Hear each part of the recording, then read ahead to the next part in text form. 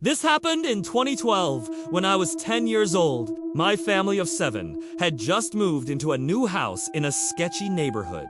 There had already been several arrests on our block, and some houses had even been destroyed by fire. The house itself was old.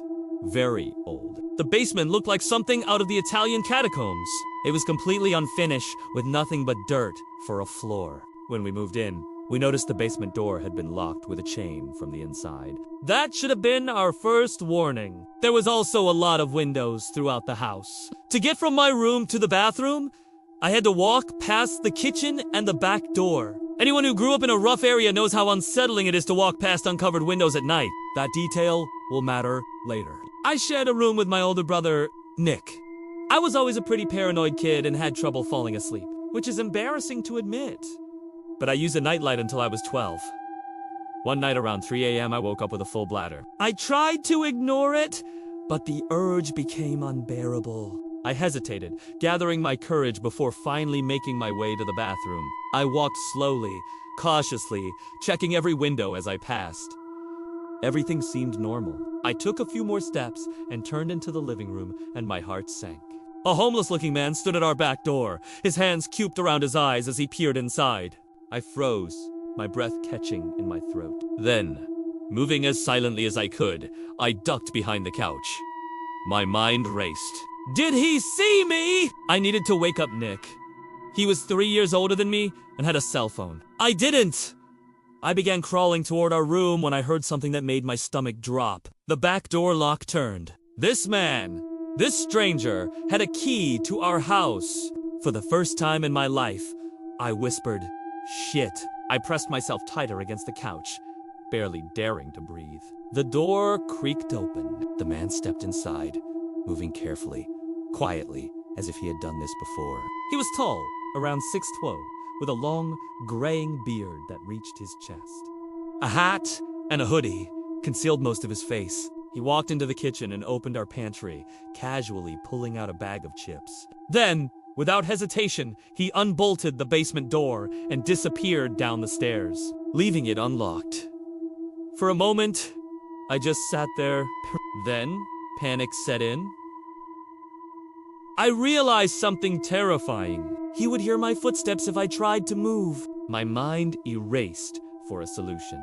I spotted my little sister's blanket draped over the couch. Carefully, I pulled it toward me and slid my feet onto it, using it to muffle my steps as I made my way toward the kitchen. The basement door was only a few feet away. I swallowed hard and whispered to myself, "Screw it." Then, I sprinted. I reached the door and slammed the bolt shut just as I heard heavy footsteps pounding up the basement stairs. A loud thud rattled the door. I turned and bolted up the stairs leading to my parents' bedroom, grabbing a knife from the kitchen counter as I ran. I shook my dad awake, my whole body trembling. There's a man in the basement," I managed to stammer. My dad showed up instantly, grabbing the knife from my hand. He was a military veteran, a big guy who worked out every day.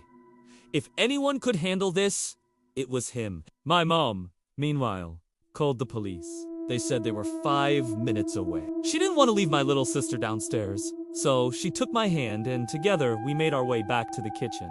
Just as we stepped onto the floor, the basement door exploded open. The man tackled my dad, sending them both crashing to the ground. They struggled, fists flying, my dad trying to pin him down. I didn't think so. I just reacted. I sprinted to the kitchen, grabbed another knife, and rushed toward them. My hands shook, but I raised the blade, ready to stab the man. "Give it to me!" my mom shouted. I hesitated, but handed her the knife. Without missing a beat, she stabbed the man in the back. He let out a strangled cry, giving my dad the chance to overpower him. My dad flipped him over, pinning him face down with his arms locked behind his back. I stood there panting, my heart hammering in my chest. Then the sirens, the police, stormed inside. My siblings, now awake, ran into the room, screaming at the sight of the blood-streaked floor. My older sisters pulled me into a hug, wiping away my tears as I shook uncontrollably. The man survived the stabbing and was taken to the hospital before being arrested. But the scariest part, we never figured out how he had a key to our house.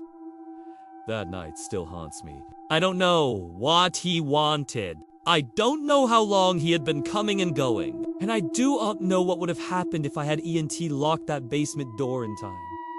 But I do know one thing. My mom didn't let me stab him because she didn't want me to carry that weight for the rest of my life. And for that, I'll always be grateful.